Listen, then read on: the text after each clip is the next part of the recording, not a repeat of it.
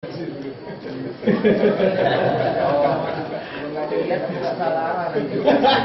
emang udah berdiri di tempat ya keadaannya. Ya. Itulah asiknya, itulah indahnya kalau seseorang melakukan sesuatu itu berdasarkan pengetahuan yang sudah ditetapkan oleh Allah dan Rasul-Nya. Jadi apapun yang dilakukannya pasti bisa menghasilkan nilai ibadah walaupun sedang buang air kecil dan buang air besar. Di zaman Nabi besar Muhammad, ketika Nabi Muhammad sedang bikin pengajian seperti ini, Nabi Muhammad tiba-tiba bilang, "Jamaah, sebentar lagi ada satu orang penghuni surga akan masuk ke tempat kalian." Itu jamaah yang hadir saat itu penasaran, siapa sih orangnya yang Nabi Muhammad bilang dia bakal termasuk dijamin surga? Ternyata setelah beberapa saat datang si fulan yang dikatakan oleh Rasulullah dia itu termasuk ahli surga. Duduk si fulan, selesai pengajian, orang bubar. Hari kedua Nabi besar Muhammad SAW bikin pengajian lagi dan bilang kata-kata seperti itu lagi. Sebentar lagi akan masuk ke tengah-tengah kalian seorang laki-laki yang dijamin masuk surga. Ternyata laki-laki itu dia lagi. Selesai pengajian hari kedua pulang. Hari ketiga Nabi Muhammad bikin pengajian lagi. Bilang sama jamaah dengan perkataan yang sama, sebentar lagi akan masuk di tengah-tengah kalian seorang laki-laki penghuni surga. Ternyata dia lagi. 3 kali pertemuan berturut-turut Nabi besar Muhammad Sallallahu Alaihi Wasallam ngasih tahu kalau ada akan yang masuk ke tempat kalian seorang laki-laki penghuni surga. Ternyata 3 kali berturut-turut dia lagi. Rupanya sahabat Umar ibn al-Khattab itu penasaran sama laki-laki tersebut. Maka akhirnya dia datengin ke rumah laki-laki itu. Dia bilang sahabat Umar ibn al-Khattab, "Wahai fulan, saya minta izin bermalam di rumah Anda 3 hari.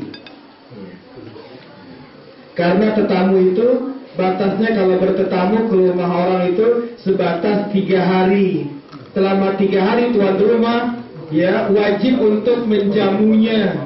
Lebih dari 3 hari tuan rumah boleh ngusirnya." Iya, itu aturan dalam Islam seperti itu. Iya.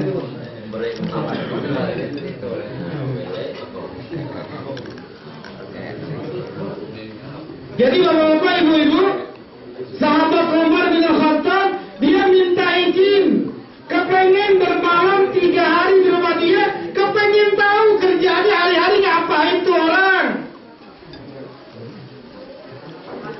Akhirnya gimana bapak-bapak, ibu-ibu? Hari pertama dilihatnya itu orang biasa saja. Waktunya malam dia tidur. Nggak juga sering bangun malam. Bangunnya cuma beberapa saat sebelum subuh. Itu sesuatu hal yang biasa. Diintip terus perbuatan orang tersebut oleh sahabat Umar bin Khattab. Hari pertama, hari kedua, hari ketiga, hingga akhirnya sampai di penghujung hari ketiga, sahabat Umar bin Khattab pamitan minta izin. "Wahai fulan, sudah 3 hari ini saya nginap di tempat kamu. Saya mau cerita sama kamu terus terang. Sebenarnya saya nginap di tempat kamu ini punya tujuan tertentu. Karena sebelum kamu datang, Nabi Muhammad bilang begini dan begitu. Sampai 3 kali pertemuan, yang datang kamu lagi. Coba dong tolong kasih tahu sama saya, resep amal kamu itu kayak apa sih? Apa Nabi Muhammad bilang seperti itu untuk kamu?" Ternyata bapak-bapak, ibu-ibu sekalian, amalnya sederhana. Apa itu? Dia bilang, saya sebelum tidur, kata sahabat yang dijamin masuk surga itu, saya sebelum tidur selalu bilang dalam diri saya maafkan semua orang yang telah menzolimi saya saat ini. Dan saya hilangkan rasa dengki yang masih ada dalam diri saya saat ini. Saya tidak akan tidur melainkan dengki dan benci sama orang sudah tidak ada dalam diri saya. Jadi amalnya sederhana. Apa itu? Dia cuma berikrar dalam hati, melintaskan dalam diri, pokoknya saya tidak mau tidur melainkan jiwa saya sudah bersih dari rasa benci sama orang, sudah bersih dari rasa dengki sama orang. Kira-kira susah nggak ibu-ibu? Bu, dengar gak ibu-ibu ya?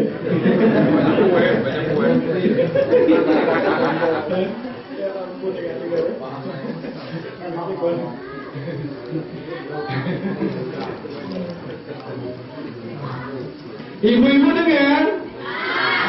Jangan apa ibu-ibu? Jangan apa ibu-ibu?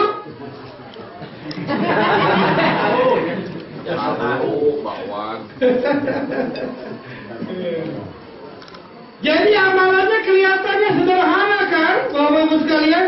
Cuman hanya orang-orang yang kuat iman dan takwanya saja hanya mampu melakukan yang seperti itu. Ada lagi seorang yang bernama Uwais Al-Qarni. Uwais Al-Qarni ini Bapak-Bapak, Ibu-Ibu, dia bukan sahabat Nabi. Abu Bakar, Umar, Utsman, Ali, dan yang lainnya itu disebut dengan sahabat Nabi karena mereka ketemu sama Nabi besar Muhammad.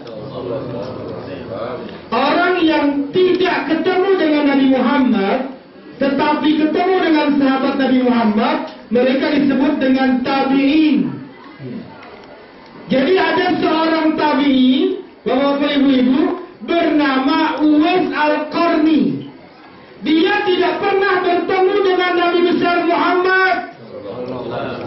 Tapi ketika Nabi Muhammad sedang bikin pengajian, dalam hadis sahih diterangkan, wahai jamaahku, nanti suatu saat jika kamu ketemu dengan orang yang namanya Uwais Al-Qarni, dia dulu pernah kena penyakit lepra, kemudian disembuhkan oleh Allah, hanya tinggal sekecil bundaran uang dinar.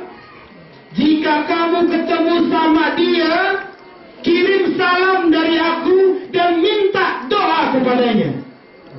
Coba lihat. Kalau kamu ketemu dengan Uwais Al-Qarni, kirim salam dari aku dan minta doa dari dia. Ternyata yang ketemu sahabat Umar bin Al-Khattab. Ini Umar luar biasa orangnya. Belum lagi cerita tentang Umar bin Al-Khattab. Umar ketemu dan cari-cari yang namanya laki-laki bernama Uwais Al-Qarni hingga akhirnya ditemukan di Kufah, yaitu perbatasan antara Iran dan Irak saat ini. Ketika Umar tanya sama penduduk sekitar, mana itu orang yang namanya Uwais Al-Qarni? Kata orang bilang, setahu kami Uwais Al-Qarni itu gelandangan. Gelandangan? Berarti cari gelandangan paling gampang. Jadi gelandangan di mana itu? Jadi di gelandangan di tempat orang buang bekas makanan. Sayang di luar nggak dengar dia. Ya nggak apa-apa ya. Cerita juga dulu. Ya. Bu. Tadi mau saya suruh masuk ya.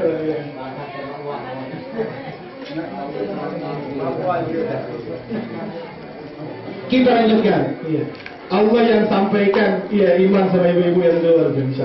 Ya. Jadi bapak ibu-ibu, sahabat Umar ketemu dengan Uwais Al-Qarni sedang mencari wastabit kayak Imam